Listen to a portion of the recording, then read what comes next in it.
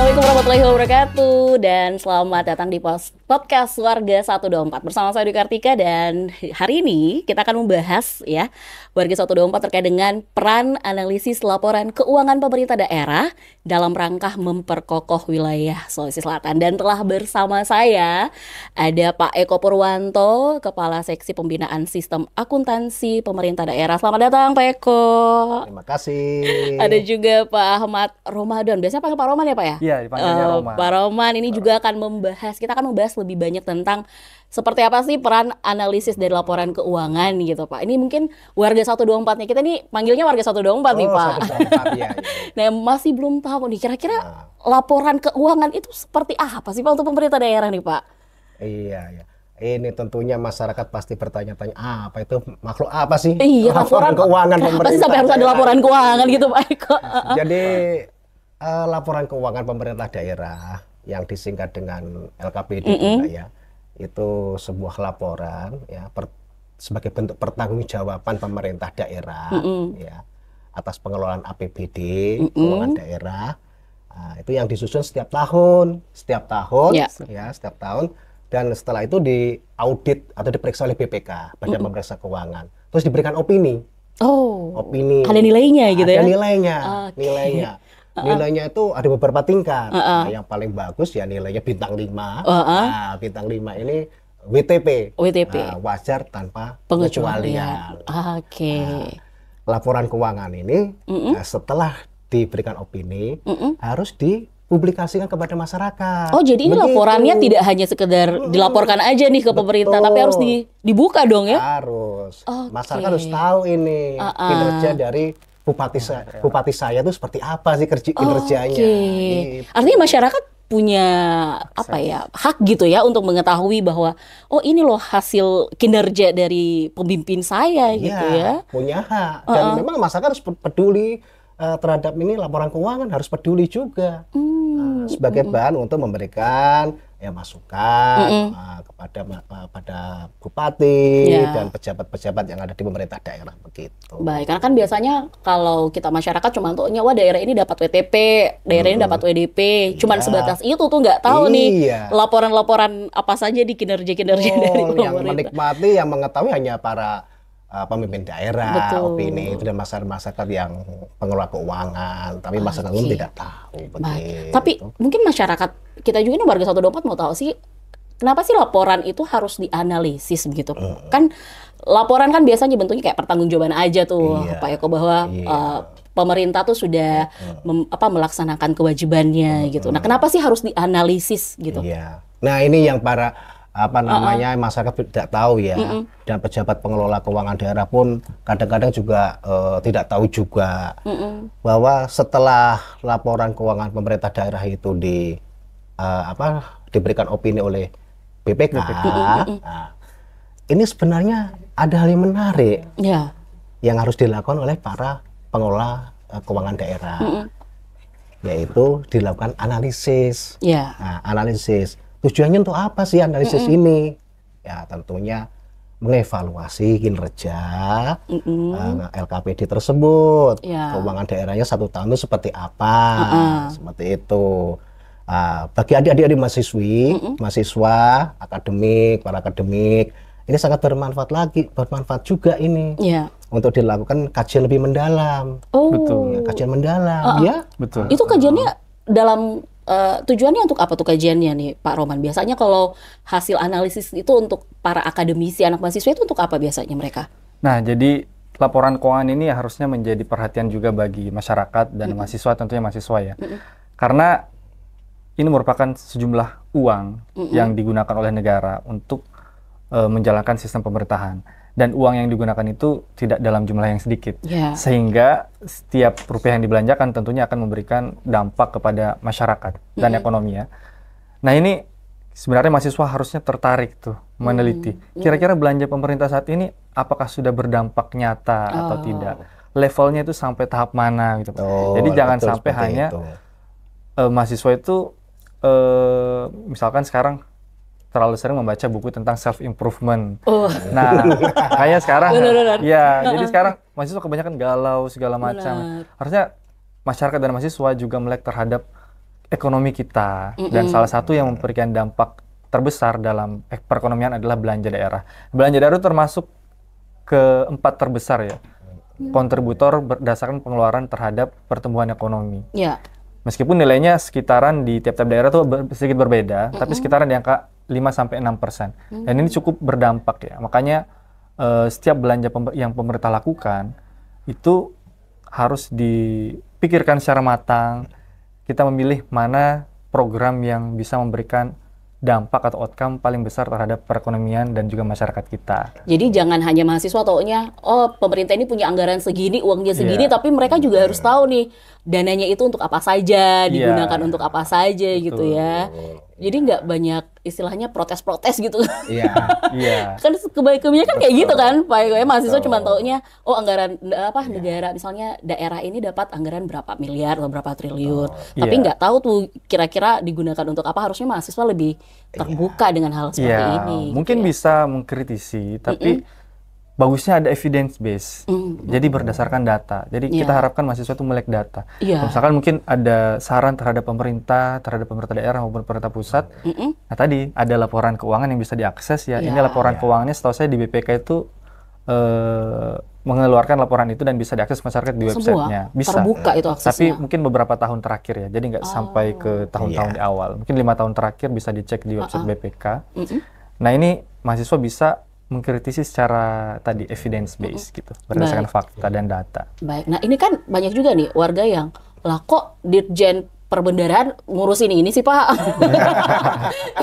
Kan biasanya kalau bendahara kita nih taunya bendahara ngurusin uang keluar masuk aja gitu, Pak ya, nggak sampai harus ke tingkat analisis. Itu gimana tuh, Pak? Iya, ini yang memang masyarakat belum mengetahui ya. Ini kami juga banyak mahasiswa yang magang di tempat kami yang ternyata di Direktorat Jenderal Perbendaharaan ini tempatnya akuntansi pemerintahan gitu.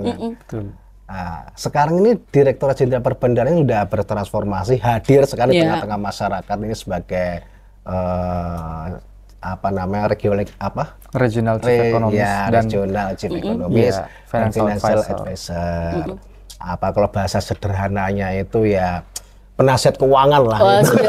Sudah naik level gitu ya. Penasihat keuangan. Jadi dengan bekal pengalaman yang lama di bidang treasury, diharapkan Direktorat Jenderal Perbendaharaan ini khususnya kantor wilayah Direktorat Jenderal Provinsi Sulawesi Selatan ini bisa menularkan ilmu-ilmu perbendaharaannya kepada stakeholder yang ada, terutama pemerintah daerah, supaya ini pengelolaan keuangan daerah ini juga bisa meningkat lebih baik.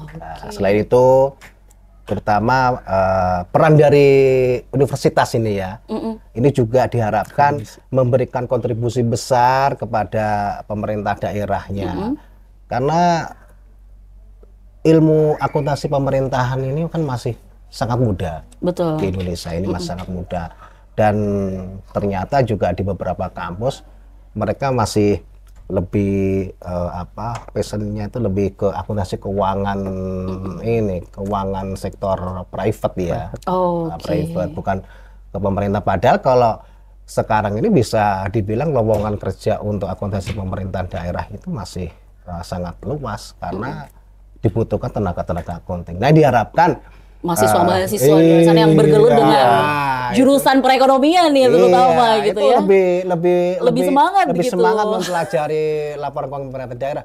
Padahal proses akuntansinya itu sangat panjang sekali. Betul. Penyusunannya itu kan nggak bisa sembarang nyusun laporan keuangan gitu ya. Betul. Ada pakem-pakemnya itu seperti itu. Nah, itu kalau untuk penyusunannya, apakah teman-teman dari Direktorat Jenderal Perbendaharaan itu ada proses pendampingan Kak, atau mungkin kan di pemerintah daerah belum tentu juga nih ada yang memiliki kualifikasi seperti itu. Itu seperti apa tuh Pak Eko? Ya, di awal-awal dulu ya di Sulawesi Selatan ini ada 25 Pemda ya, 25 Pemda. Wah, cukup banyak. Ada yang di Selat tersendiri, Selayar. Ada yang di ujung sana, Tanah Toraja sama Toraja Utara. Tiap kabupaten kota itu ada gitu ya. Ada. Jadi Kami secara berkala, periodik itu melaksanakan kegiatan pembinaan kepada stakeholder di Pemda, tergantung dari ini tingkat permasalahannya. Kalau Pemda yang sudah sangat baik, ya tidak perlu kami dampingi karena memang jumlah sangat banyak ya. Ya bentuknya tentunya berupa ini advisor dari terkait dengan sistem akuntansinya, kebijakan akuntansinya, itu seperti apa ya. Contoh yang baru-baru ini yang lagi menjadi sorotan oleh pemeriksa adalah sistem akuntansi dan kebijakan akuntansi properti investasi. Ini baru nih, baru setahun yang lalu ini. Nah, ini kami lakukan dan ya secara bertahap sudah bisa disajikan di dalam laporan keuangan pemerintah daerah seperti itu. Jadi belum, istilahnya belum semua nih dari pemerintah daerah yang mendapatkan pendampingan gitu ya Pak Roman Taeko ya. Betul sekali. Hanya beberapa daerah yang mungkin dianggap perlu. Betul. Kira-kira kenapa tuh Pak Roman? Kenapa sampai hanya beberapa daerah gitu? Apakah memang dampak dari analisis ini ke perekonomian kita sangat krusial gitu Pak? Iya. Nah, tentunya kan dalam pelaksanaan kegiatan karena kita melihat ada selayar di sana, tentunya itu membutuhkan juga anggaran ya, membutuhkan anggaran yang tidak sedikit. Ini kami pertimbangkan ya dari sisi efisiensi dan efektivitasnya. Jadi setiap tahun bergiliran, Mbak. Bergiliran, setiap tahun bergiliran. Pemda mana yang belum, awalnya prioritasnya yang masih belum mencapai bintang 5 kan, belum masih bintang 3, bintang 4 gitu. Masih bintang 4 itu ya. Yang belum wajar tanpa pengecualian. Masih dengan ada dengan tuh di tengah tuh. Tapi kesini mulai 2 tahun terakhir ini sudah bergantian. Jadi setiap pemerintah daerah kami kunjungi, yang sudah ya di tahun berikutnya tidak gitu, seperti itu. Karena kan bisa juga tuh Pak WTP jadi WDP tuh kan? Bisa. Gak harus di bintang 5 terus gitu kan? Turun kasta kan? Iya benar, turun level gitu. Tapi jangan lah ya Pak ya, jangan. Itu prestasinya turun dong artinya kalau kayak gitu. Kita kira cinta sosial ini ya. 25 Pemda. Harapannya semuanya dapat bintang gitu 5 lah. Makanya ya berkolaborasi, bersinergi. Ya kami selalu komunikasi dengan pemerintah daerah, itu selalu komunikasi. Kalau tidak bisa dikunjungi ya kami komunikasi, ada permasalahan apa. Paling tidak memberikan semangat. Apalagi saat ini sedang dilakukan pemeriksaan oleh Badan Pemeriksa Keuangan, berikan semangat. Ada nggak yang request gitu Pak? Mungkin di salah satu Pemda gitu, kayaknya saya perlu nih data analisis gitu untuk daerah saya. Itu ada yang by request juga nggak Pak? Iya, awalnya memang mereka tuh belum tahu. Sebenarnya belum tahu ini. Jadi Pemda tuh masih belum tahu kalau ternyata laporan mereka bisa dianalisis. Belum tahu. Tapi dari beberapa kegiatan yang kami lakukan, contoh di beberapa Pemda itu sudah ada 3 Pemda yang memang sangat tertarik dan minta hasil analisis yang sudah dilakukan oleh Kanwil. Tapi kami belum sampaikan. Mungkin nanti kalau sudah ada rekomendasi yang pas, cocok, nah ini kami akan sampaikan seperti itu. Nah, Pak Roman, ini kan banyak nih yang tertarik tadi ya untuk hasil. Memang seberapa besar pengaruh hasil analisis ini terhadap perekonomian sebuah daerah nih Pak Roman? Ya, jadi seperti yang tadi kita sampaikan ya, bahwa belanja pemerintah itu sangat berdampak. Di kisaran 5-6% terhadap pengeluaran, dan ini mungkin di bawahnya dari konsumsi rumah tangga. Jadi kontributor terbesar dalam PDRB maupun PDB kita itu salah satunya adalah konsumsi rumah tangga, terus PMTB, terus LNPRT dan konsumsi pemerintah. Nah, ini konsumsi pemerintah dimasuk di nomor 4 ya, kontributor terbesar itu di Sulawesi Selatan dan juga secara nasional.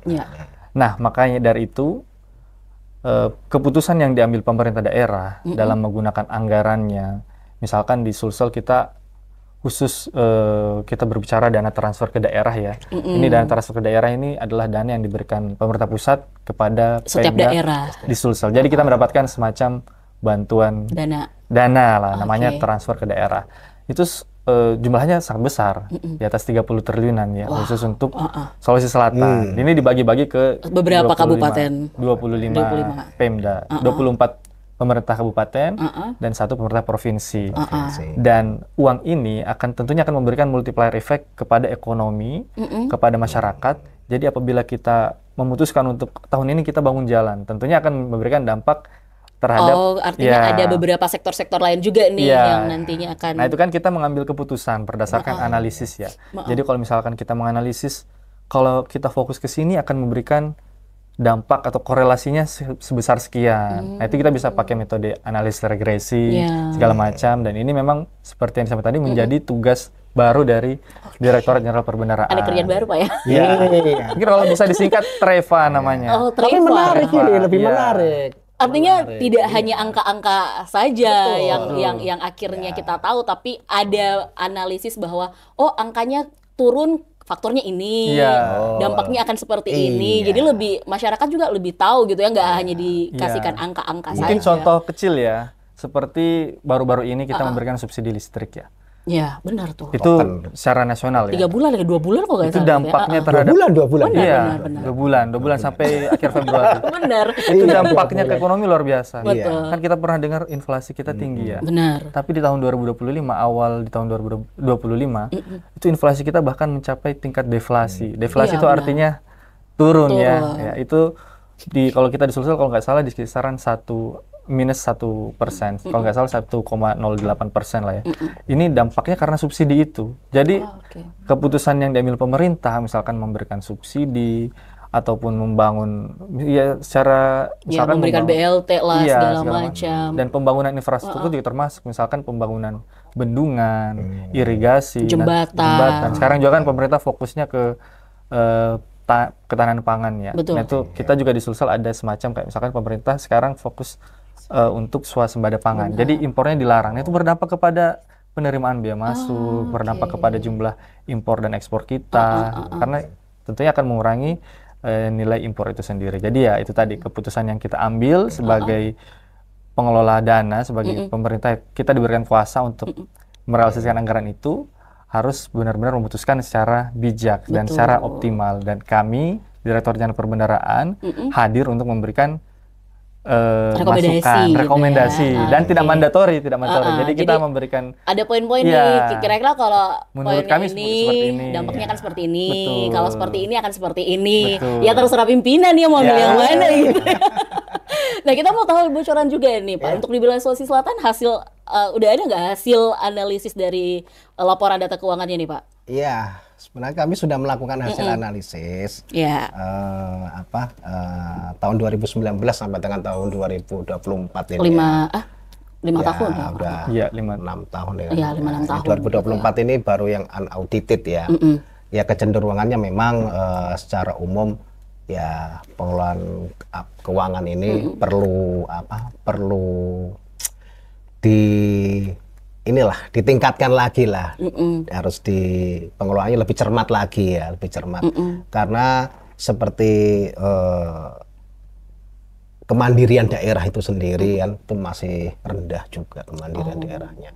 Juga ketergantungan keuangan pemerintah daerah masih bergantung sama dana transfer itu gitu sangat ya. Tinggi sekali, sangat tinggi.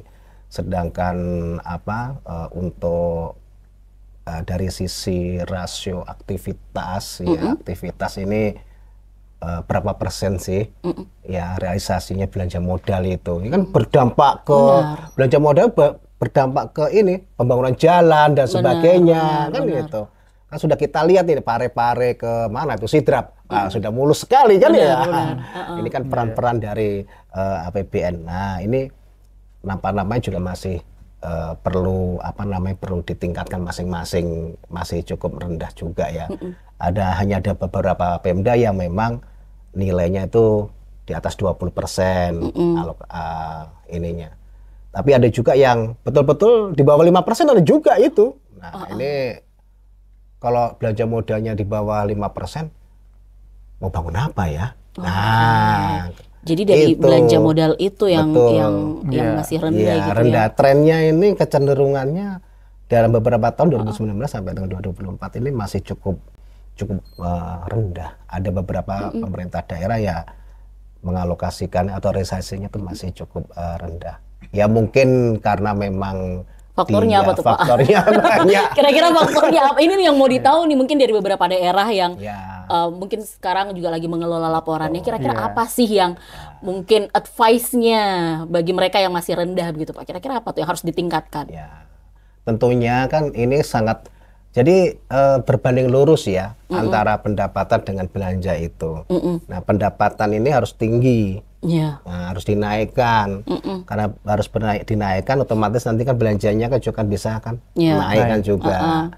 Nah, untuk meningkatkan pendapatan ini sudah banyak sekali kebijakan-kebijakan dari pemerintah pusat, khususnya di Kementerian Keuangan ini. Tahun ini kan berlaku opsen pajak. Pajak kendaraan bermotor. Benar. Nah, ini kan salah satu cara ini. Kan beberapa di daerah lain kan ada pemutihan tuh Mbak, pemutihan pajak. Biasanya di akhir tahun tuh Pak. Akhir tahun, nggak tahu di Sulawesi Selatan. Di Sulawesi beberapa tahun ini di akhir tahun biasanya. Di daerah lain sudah mulai. Enggak pakai akhir tahun gitu ya Pak? Iya, kenapa akhir tahun nih ya gitu loh. Iya, kenapa harus akhir tahun gitu? Kayaknya sudah ada Pak sekarang. Sudah berlaku. Oh, sudah berlaku juga ya? Sudah berlaku. Di mana di Sulsel sudah? Iya, sudah berlaku. Silahkan cek kendaraan Anda. Cek lagi ya. Yang nunggak pajak gitu. Nah, kesempatan itu salah satu. Ya, salah satu kebijakan. Itu bisa untuk meningkatkan pendapatan. Oke, jadi kan banyak orang nggak bayar pajak, nunggak, akhirnya pendapatan nggak ada gitu ya. Betul. Mending dendanya dihapus, ya, akhirnya pendapatannya kembali gitu ya. Dari opsen pajak ini nambah-nambahnya berlomba-lombalah. Di pemerintah daerah ini bagaimana ini supaya memanfaatkan kesempatan ini kan. Otomatis kalau nanti ada pemutihan, denda sudah dihapus lah, kita bayar pajak, akan naik pendapatan. Otomatis pendapatan ini naik, otomatis nanti belanja juga akan naik juga.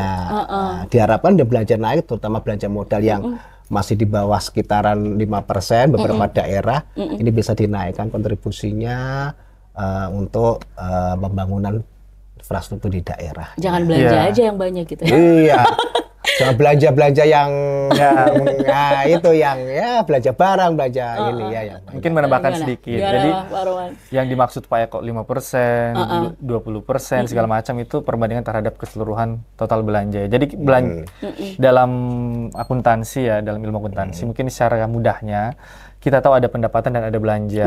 Pendapatan terbagi beberapa ya, ada pendapatan. Kalau di daerah itu ada pendapatan asli daerah, ada pendapatan transfer. PAD itu sebagian gitu besarnya ya, PAD dan transfer. Nah, tadi dari sisi belanja kita ada belanja modal, ada belanja operasi, kita juga ada pembiayaan. Nah, yang dimaksud Pak Eko itu bahwa utamanya pemerintah itu juga harus meningkatkan belanja modalnya karena ini yang tentunya pasti berdampak langsung pada masyarakat. Kalau belanja operasi ini cenderung ya nggak apa-apa, karena ini tentunya kita butuhkan dukungan manajemen ya dalam melaksanakan tugas itu kita butuh semisal beberapa pegawai tambahan ataupun belanja barang dan sebagainya. Cuman kita harus memberikan persentase-persentase tertentu. Jadi tidak semuanya fokus ke situ. Ada fokus belanja juga modal. ke belanja modal juga. Itu kalau belanja modal dampaknya akan kemana tuh? Jelas, kalau belanja modal itu pembangunan infrastruktur tentunya ya. Kayak misalkan kita ada sekarang udah ada rel kereta api, ada itu tadi saluran irigasi untuk meningkatkan pangan, bendungan, bendungan. Bukan cuma bendungan saja karena kalau ada bendungan, nah ini kadang kerjasama antara pemerintah pusat dan pemerintah daerah perlu karena ketika pemerintah pusat misalkan membangun bendungan di daerah, seperti kita di Bendungan Baliase, kalau irigasinya nggak ada, nah jadi pemerintah di sekitar pembangunan itu juga harus turut andil gitu membangun saluran irigasi biar perekonomiannya bisa maju. Terus yang tadi masalah pemerintah daerah masing-masing ini punya masalah yang berbeda-beda dan punya isu yang berbeda-beda, prioritas yang berbeda-beda. Mungkin terkait dengan penerimaan tadi ada sangat bagus misalkan di pemerintah Kabupaten Goa sekarang kan lagi gencar terkait dengan hiburan ya, orang berbondong-bondong ke Malino, wisata gitu ya. Karena kan kita mungkin sedikit membahas terkait ekonomi ya. Jadi orang-orang di Goa penduduknya banyak, tapi kan kebanyakan bekerja di Makassar. Betul. Jadi ekonominya tentunya Lebih berputar berfokus di di Makassar. Karena kan mereka belanjanya di Makassar, makan siangnya di sini, Benar. beli bensinnya di sini. Nah, tapi kalau misalkan ada strategi khusus dari pemerintah Kabupaten Goa, dan ini kayaknya sudah dijalankan ya oleh teman-teman kita di Pemkab Goa, fokus ke hiburannya, ke Kemalino. Sekarang juga ada daerah-daerah kayak misalkan camping. Nah, itu untuk menarik ekonominya kembali lagi ke pemerintah Kabupaten Goa. Jadi pendapatan daerah itu bisa dari beberapa sektor ya, pariwisata bisa, UMKM bisa. Jadi tidak berfokus pada satu nih ekonomi aja, nih belanja aja gitu ya. Oke, baik. Nah ini kalau kita berbicara tentang PAD-nya sendiri nih, ini kan dari hasil analisis kan ada rasio-rasio tadi sempat kita singgung juga. Itu Betul. apa saja tuh Pak? Karena kan laporan ini kan tahunan sifatnya. Tapi apakah kalau tahunan kan lama tuh Pak, kita bisa menganalisis. Apalagi kan kalau tahunan tiap bulan pasti kan ada grafiknya naik turunnya. Per bulan itu bisa dianalisis seperti itu Pak? Iya. Jadi bisa sebenarnya bisa. Jadi ada kebetulan ada 6 ini yang kami gunakan untuk menganalisis laporan keuangan pemerintah daerah tahunan ini. Iya. Jadi ini bisa digunakan secara bulanan. Hasil analisis. Iya, bulanan. Jadi ada laporan keuangan pemerintah daerah yang bisa dilaporkan secara bulanan, yaitu yang disebut semuanya masyarakat harus tahu, yaitu laporan realisasi anggaran. Laporan realisasi. Iya, laporan realisasi anggaran atau lebih familiarnya disingkat dengan LRA. LRA ini bisa dibuat bulanan. Bulanan itu dicetak bulanan. Nah, dari LRA bulanan ini bisa dianalisis menggunakan sebenarnya banyak analisis, tapi kami sarankan 6 aja udah cukup ini. Ada 6 analisis yang untuk digunakan menganalisis secara bulanan, karena seperti contoh derajat desentralisasi fiskal, yaitu analisis yang membandingkan antara PAD dengan total pendapatan. Nah, ini data bisa kita ambil ini dari LR bulanan. Oh, PAD-nya sekian, dari total pendapatan sekian. Ketahuan ini pagunya berapa. Nah, jadi langsung itu nanti akan tahu, bisa diprediksi. Nanti ke depan bagaimana ini?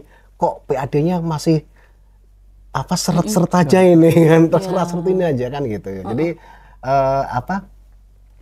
bisa digunakan untuk mengambil keputusan bagi manajerial, bagi pemimpin daerah untuk mengambil suatu keputusan. Salah satu contoh saja seperti itu.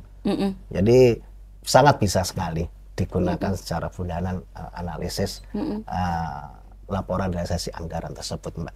Baik. Nah ini kan biasanya kalau kita bicara belanja nih Pak ya, realisasi terutama. Biasanya kan di awal sama di akhir tuh yang banyak perbelanjaan kan. Itu apakah memang seperti itu biasanya untuk mungkin supaya stabil ini pemasukan PAD-nya dan segala macam. Kan biasanya kalau kita tahu akhir-akhir tahun kalau udah mau tenggat nih, banyak nih belanja-belanjanya. Itu yang standarnya nih Pak, supaya stabil itu sebenarnya harus kayak gimana sih Pak? Iya. Jadi ya banyak faktor ya, banyak faktor sekali. Kami akan mencoba bicara dari analisis laporan keuangan. Boleh. Jadi belanja itu sangat tergantung dengan uang yang masuk, uang masuk, kas yang masuk gitu. Nah, khususnya di pemerintah daerah bisa jadi di awal-awal tahun kas ini kan masih fresh. Masih fresh ya. Biasanya 3 bulan awal nggak ada tuh Pak. Nah, di situ. Di triwulan kedua di baru ada biasanya. Karena memang kebijakan pendapatan daerah misalnya pembayaran pajaknya atau retribusinya berapa periodik sekali kan bisa jadi itu. Jadi sangat-sangat tergantung sekali kapan uang itu akan masuk. Iya. Betul. Bagaimana uang kita mau belanja kalau di 3 bulan pertama tidak ada uang? Kosong. Utang kah? Agak serem ya kalau ngomongnya ngutang gitu ya. Utang pun juga harus hati-hati kan. Benar. Nah, jadi ya kalau bicara kas ya itu tergantung kapan dia masuk. Jadi bisa jadi kenapa di akhir gitu bisa jadi. Oh ternyata uang itu pada saat masuk itu dimulai di semester pertama di bulan-bulan Juni sudah mulai deras itu kayak arus. Bener. Udah mau penghabisan. Uang masuk. Nah, jadi karena uang masuk Jadi belanja sudah mulai Lancar. lancar. Nah, itu kalau kami melihat dari sisi arus kasnya masuk, faktor itu ya bisa jadi karena kenapa ditahan itu ya memang tidak ada uangnya. Tapi itu berdampak pada laporan analisisnya nanti nggak, Pak? Iya, tentunya kan memang analisis itu kan kita bisa juga pendekatan analisis neraca ya, yang memang betul-betul menganalisis kondisi kas itu berapa, liquid atau tidak liquid kan itu kan. Nah, ada teknik yang lain memang untuk inilah menariknya. Jadi silakan saja nanti. Misalkan ini adik-adik mahasiswa ini kalau mau lebih lanjut bisa datang ke ini untuk kita bisa belajar bersama. Banyak sekali hal yang menarik di sini. Benar. Kalau masalah cuan itu banyak, Pak. Kalau kita berbicara masalah anggaran, ini biasanya menarik untuk kita perbincangkan karena kan menyangkut banyak faktor, menyangkut banyak sektor, apalagi kalau berbicara terkait dengan pembangunan daerah gitu ya. Karena kan pasti pembangun daerah butuh anggaran, butuh cuan gitu. Iya. Jadi cobalah sekarang kita menggunakan banyak sekali ya instrumen analisis, alat analisis banyak sekali. Tapi yang kami kenalkan di sini ini sederhana sekali, tidak yang wah pakai yang tingkat tinggi enggak. Yang sangat sederhana aja, rasio-rasio saja, tapi sangat ampuh untuk memberikan suatu masukan kepada pimpinan. Kondisi kas lagi nggak bagus, bagaimana ini, gitu kan. Jadi seperti itu. Memberitahukan kepada teman-teman di daerah bahwa sekarang laporannya itu tidak hanya sekedar memberi laporan gitu ya, bahwa teman-teman dari Dirjen Perbendaharaan juga sudah bisa memberikan saran-saran, rekomendasi hasil dari laporan. Ini untuk bersama-sama kita meningkatkan gitu ya bagaimana perekonomian kita di Sulawesi Selatan gitu Pak ya. Iya. Intinya satu, kita kan cinta Sulsel nih. Benar. Terus sama-sama lah bersinergi. Bagaimana mengelola keuangan pusat maupun daerah ini menjadi lebih baik sehingga pembangunan di Sulawesi Selatan ini merata semua di daerah. Jangan hanya di satu tempat gitu ya, jangan di Kota Makassar aja atau di Selayar saja gitu ya. Jadi jalan-jalan itu merata semuanya, kan belum merata semua. Belum, infrastruktur sudah merata nanti. Ya, kita sama-sama yang menikmati siapa nanti tetap masyarakat kita, ekonomi menjadi lancar, terus transportasi lancar. Wisata juga lancar, enak mau ke sana, enak. Beban naik, enak jalan halus. Sekarang mau ke Makale, ke Tanah Toraja, ke Seka susah Pak. Itu yang penting karena katanya di situ banyak potensi yang sebenarnya masih bisa kita gali karena aksesnya nggak ada ya susah juga gitu itu ya. Perlu Benar.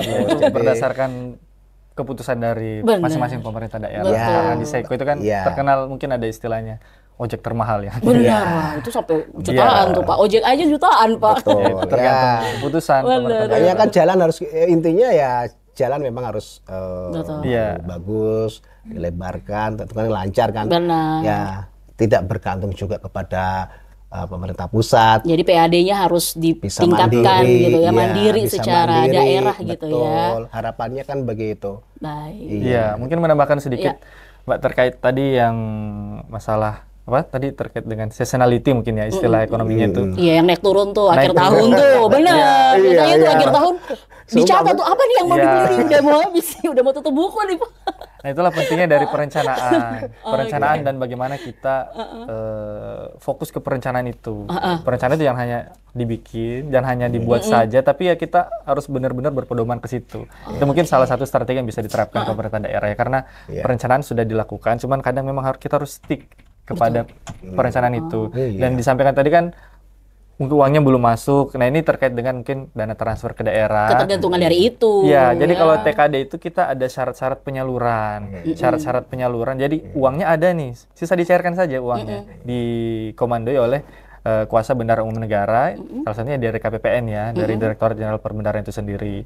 Nah, pemerintah daerah tentunya perlu melakukan pemenuhan persyaratan penyaluran. Dan ini yang dimaksud tadi, kalau misalkan persyaratannya itu belum terpenuhi ya uangnya nggak bisa cair. Bukan berarti tidak ada uang ya, ada, Benar. tapi nggak cair. ya kalau syaratnya nggak dipenuhi. Baik. Makanya pemerintah daerah tentunya harus berupaya karena kita juga harus gencar menyampaikan ini tolong segera dipenuhi biar kita bisa segera mencairkan. Iya. Kalau uangnya nggak dicairkan juga kan agak susah Bapak ya. Betul. Kalau dari PAD tergantung pemerintah daerah tadi ya. Kalau misalkan memang di awal-awal tahun PAD-nya susah ya kita harus cari cara lain lah istilahnya. Jadi Pak, membuktikan juga tadi dampak terhadap ekonomi karena pengeluaran kita ada seasonality-nya tadi, ada waktu-waktu khususnya itu bergambar juga di pertumbuhan ekonomi kita. Jadi grafik pertumbuhan ekonomi itu naik turun, ada grafiknya dan itu sesuai dengan belanja pemerintah. Artinya membuktikan bahwa belanja yang kita keluarkan tadi sangat berdampak kepada perekonomian. Makanya penentuan apakah kita tahun ini bangun jalan di Seiko atau kita bangun jalan di ini jalan buka akses pariwisata di mana gitu ya. Itu sangat berpengaruh bagi perekonomian kita. Baik. Nah, terakhir nih, Pak, ini kan tugas baru dari Dirjen Perbendaharaan ini kan untuk menganalisis. Teman-teman mungkin juga masih banyak yang belum tahu. Mungkin dari Pak Roman, Pak Eko sendiri, ada nih yang mungkin disampaikan untuk warga 124, mungkin tips and trick dalam penyusunan laporan supaya kan analisisnya juga tepat tuh. Kalau penyusunannya bagus, analisisnya bagus, perencanaannya pasti bagus gitu kan Pak. Silakan nih. Ya, sebenarnya dalam rangka penyusunan laporan keuangan ya itu kan sudah ada standar akuntansi pemerintahannya ya. Itu sudah ada di sudah ada panduannya lah. Jadi akuntabilitasnya harus dijaga, integritasnya juga harus dijaga. Bahasa langitannya kan begitu ya. Kalau bahasa sederhananya ya kejujuran ya, jujur. Betul. Karena laporan keuangan tuh akan bias kalau tidak jujur kan. Nah, itu sudah ada di dalam sistem akuntansi pemerintahan bahwa kejujuran itu yang harus diutamakan. Tentunya dengan kejujuran tadi itu tentunya pada saat penyusunan laporan keuangan mulai dari proses akuntansinya sampai dengan penyusunan laporan keuangannya, angka-angka yang disajikan di dalam laporan keuangan pemerintah daerah tersebut tidak bias, real apa adanya ya, rendah-rendah, tinggi-tinggi gitu. Dan di situ dengan angka yang sangat real tadi itu akan mudah dilakukan analisis, dan analisis pasti akurat itu. Dan untuk pengambilan keputusan pasti tepat. Betul. Itu sederhana saja. Kebijakannya pasti akan tepat gitu. Tepat tepat seperti itu. Kalau Pak Roman? Kalau dari saya ada dua mungkin ya. Mungkin ini nasihat saja kepada teman-teman mahasiswa, masyarakat, dan juga kepada pemerintah. Dalam hal ini mungkin pemerintah daerah maupun pemerintah pusat ya. Yang pertama terkait dengan kepada masyarakat dan mahasiswa, kita harus melek terhadap pengetahuan seperti ini, pengetahuan terkait dengan keuangan pemerintah daerah, APBN kita itu kita kalau bisa sering-sering membacanya. Jangan hanya kita melihat sosial media yang membuat kita itu jadi brain rot itu. Mending kita belajar terkait dengan keuangan. Kita bisa menganalisis secara mandiri APBN kita maupun APBN Angin Mamiri, ini APBN khusus Sulsel ya. Dan saya sendiri menerbitkan sebuah buku ya. Ada buku Kilas Balik Pengelolaan Keuangan Daerah Sulawesi Selatan. Dan buku ini salah satu bentuk contoh menganalisis secara mandiri. Jadi ini bukan atas nama instansi, atas nama saya pribadi. Dan saya mengambil data-data dari BPK, data-data dari perekonomian.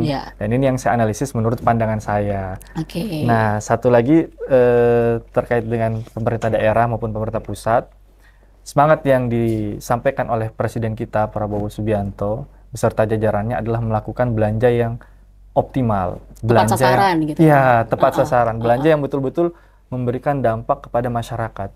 Jadi target kita adalah belanja yang berkualitas. Jadi kita ingin mendapatkan pertumbuhan yang berkualitas. Yang pertama, pertumbuhan yang merata atau belanja yang bisa memberikan dampak pertumbuhan yang merata, dan yang terakhir adalah pertumbuhan yang sustain atau berkelanjutan. Dan ini tiga pokok inilah yang harusnya wajib dipenuhi oleh belanja yang kita keluarkan. Dan ini semangatnya kita coba tularkan ke seluruh pihak yang kita kenal, mungkin pemerintah daerah, pemerintah pusat, mungkin mitra kerja seperti dari BI, OJK, dan lain-lain. Mungkin demikian. Jadi masyarakat kalau misalnya mau memberi masukan ke pemerintah sudah by data nih. Iya, by betul. data. By data dong. Iya. Ya, inilah fungsi dari analisis ini. Masyarakat sudah harus melek Iya. gitu ya. Tidak hanya asumsi, tapi sudah ada hasil analisis by data yang bisa dibuatkan pertanggungjawaban gitu ya. Iya. Pak Eko, Pak Roman.